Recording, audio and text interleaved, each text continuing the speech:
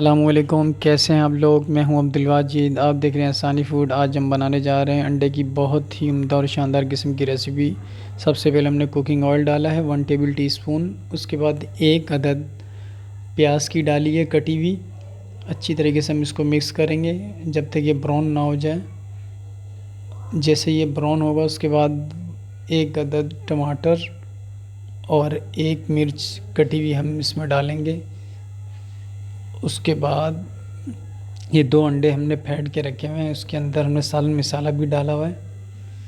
जैसे हमारी प्याज ब्राउन हो जाएगी, चैनल पर नए तो चैनल को सब्सक्राइब ज़रूर कीजिएगा और कमेंट्स का इज़हार ज़रूर फरमाइएगा। ये आप देख सकते हैं हमारे प्याज ब्राउन हो चुके हैं। अभी इसके अंदर हम ऐड करेंगे एक अदद टमाटर कटे हुए और एक मिर्ची हमने कटी हुई डाली इसके अंदर हरी।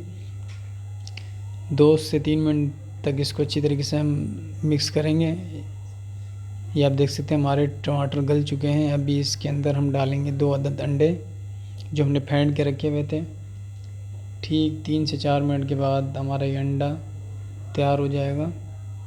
अल्लाह की शान देखें, उसकी रहमत, उसकी बरकतें, माशाअल्लाह। ये हमारा अंडा तैयार हो चुका है। अपना ख्याल रखिएगा, दुआओं में ज़रूर याद रखिएगा।